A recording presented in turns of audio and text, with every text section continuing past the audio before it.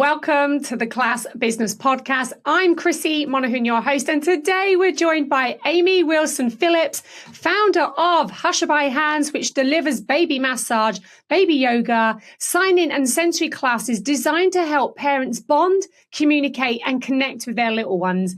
Amy is a finalist for Emerging Business of the Year at the Class Business Awards. I'm excited to have her back on the podcast and can't wait for this conversation, so let's dive in.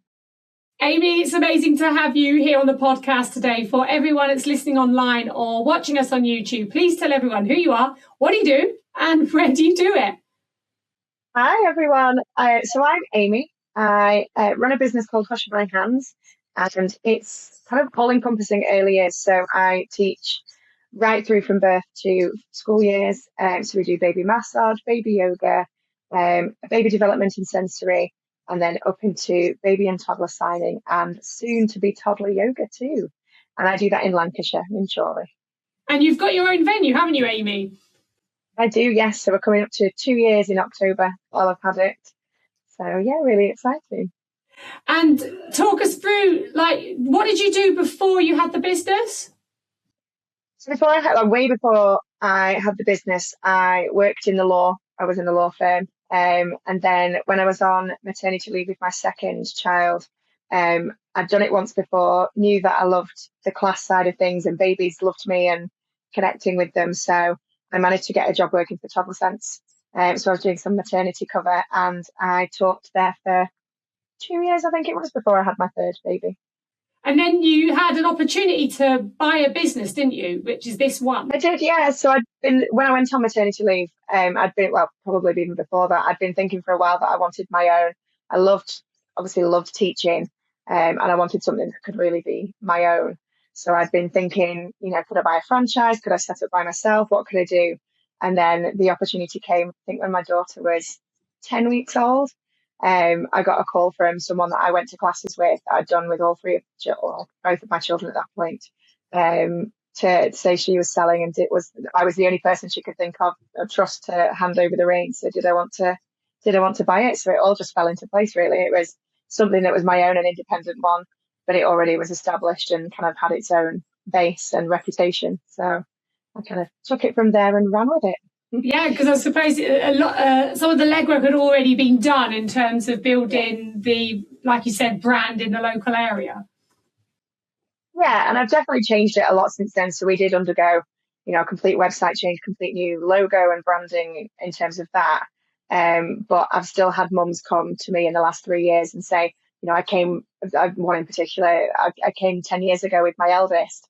And obviously it had a different owner, but I, knew I wanted to come back. So it's really nice to have that existing reputation and also for them to kind of see it's me as well now. And I know you got your own venue because you didn't want to keep travelling around.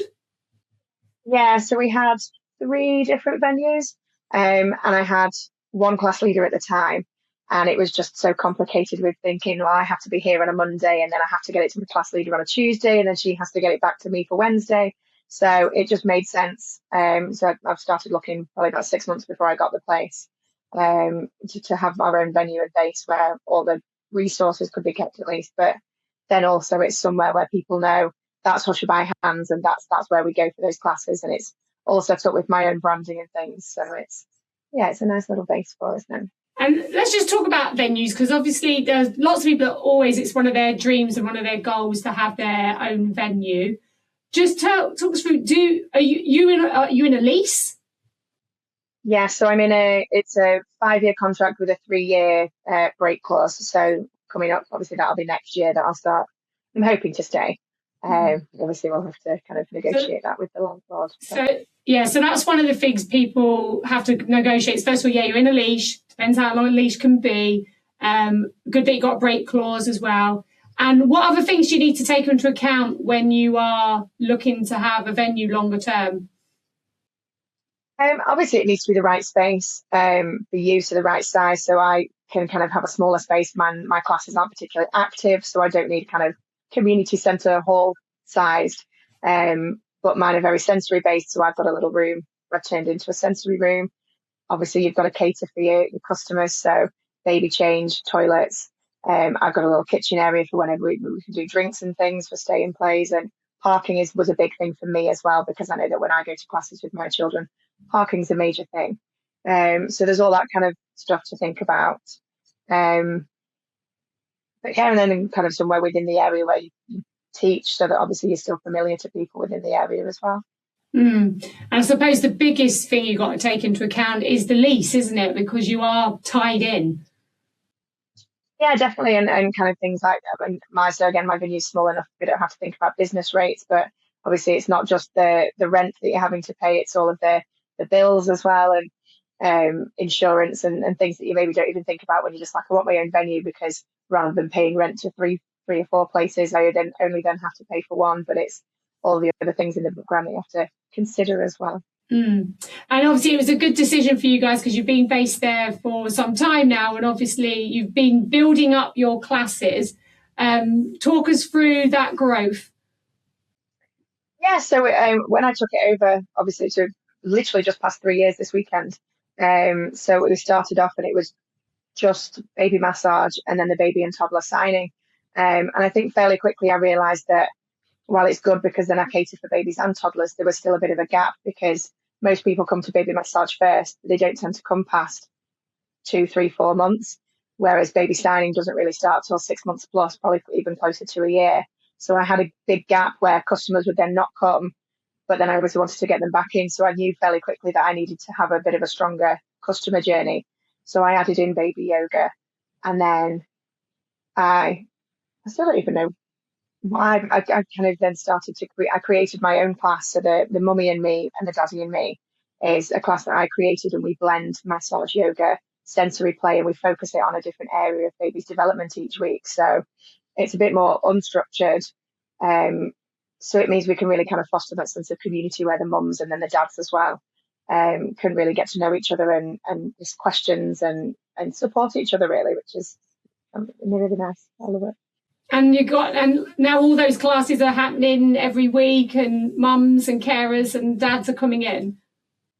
Yeah, so it's, we're still working on filling the classes, but we've increased the number of classes we run each week, and it's quite nice that I can tailor it. So kind of Tuesday and Thursday are my baby classes. So if one's not quite filled up, I can kind of swap it round. Or if I've got a group of mums that have been doing baby massage and they want to move up to baby yoga, but they're all a really kind of close-knit group, or they can't do a different day, then I can change that baby massage class into a yoga class and they can just carry on doing it. So it's nice that I can be flexible with that as well. And one of the things I know you focused on in terms of growing your business is your community and being out in the community. And I know you do other things, the breastfeeding. Yeah, definitely. So again, before I took over Hushabye Hands, I was volunteering and working actually as a breastfeeding peer supporter. So me and a friend of mine decided to kind of set up our own community group where we could offer weekly support groups for breastfeeding mums. And kind of, so as Hushabye Hands, I sponsor that. And we very much work together on it. And I've also created an antenatal breastfeeding workshop, so I can really look at mums even before they've had the baby, so I can get to know them and they can come into a community, and then they can obviously continue with us through baby classes and toddler classes as well. So the journey starts even before the baby's born. Yeah, it's brilliant. And I know you do a lot of networking with other business owners as well. I do. I'm very busy, aren't I? So I'm a networking leader in the local area for the Mums in Business Network. So I'm for Chorley and the surrounding areas. So I run an online networking group for the local mums in business. They don't have to be mums. It's more women in business, but the point is that we're very relaxed and child friendly. So obviously as a mum myself, a business mum, I know how hard it can be to get out and meet people and find support for your business and learn about business when you've got young children. So you don't always have the childcare available. So to have somewhere that caters for that is so important and really helpful. So I run the online group for mums, and then I also organise monthly face-to-face meetings as well. So you're doing a lot of work in your business. So this year, what was on the business plan in terms of growing? Again, kind of really making sure my classes were nice and filled, cementing that customer journey. So I didn't have a lot that I was offering toddlers whereas I've got quite a big baby group now. So I'm just about to qualify in toddler yoga, which is great because that kind of feeds through from baby yoga then to a lot of the mums that love the movement side of things. They can then carry on with the physical, and it's great for the mental health as well, which is obviously what we focus on a lot. So there's that side of it. I want to get my two class leaders qualified in some baby classes as well, so that they can really start to take over some more of the classes, because at the moment I'm doing the bulk of it. They just do the signing. So what I want is for them to be able to build up so that I can then take a step back and work on growing the business a bit more. So there's that side of it as well. And yeah, really just kind of cementing the customer journey and building a community, I guess. And impact's important to you, because obviously you're seeing so many new mums, I would have said, coming through the doors. Can you tell us about some of that work in terms of supporting new mums? Yeah, so that's one of the things I've really tried to focus on since I took over Hushabye Hands, because when I had my second baby, it was the middle of COVID. So we were in lockdowns. I wasn't able to go to classes myself. I had a traumatic birth, struggled with postnatal depression. So I really needed places like those baby groups. And when I wasn't able to access them, having already done it once before and obviously really enjoyed them, and then going into lockdown and not being able to go, I realised how important they are for new mums. And it's finding, the village and finding that group of mums that can support you through times like that, because motherhood is so hard. It's so intense, unlike anything you've ever been through before. And you need people around you that are there to help out and just to support you and to listen and not judge as well. Obviously, society is very, you should be doing this, you shouldn't be doing that. But so what I try to kind of foster in my groups is, a listening ear, supportive, trust your instincts, mum, you know your baby best and you know yourself first. So it's really nice to see the groups coming together and growing with that. Yeah, you're doing amazing work. And obviously you're a finalist with us for the Class Business Awards for Emerging Business of the Year. I mean, I know this is not the first time you've been a finalist in an awards. So talk us through. It's not, no. So most notably at the Female Business Awards. So I've been a runner-up and a winner, actually. Last year I won, Customer Excellence. And also the year before I was Growth Business of the Year runner-up. And I think I was Diversity, Equality and Inclusion runner-up as well. And I've also been a top 100 Children's Activity Providers of the Year for the Club Hub Awards twice in a row now as well. So yeah, it's really nice to get that feedback and that recognition and know that it's not just in my head, that I am doing a good job and other people can see that I'm doing a good job, and growing that community and being that support network for mums.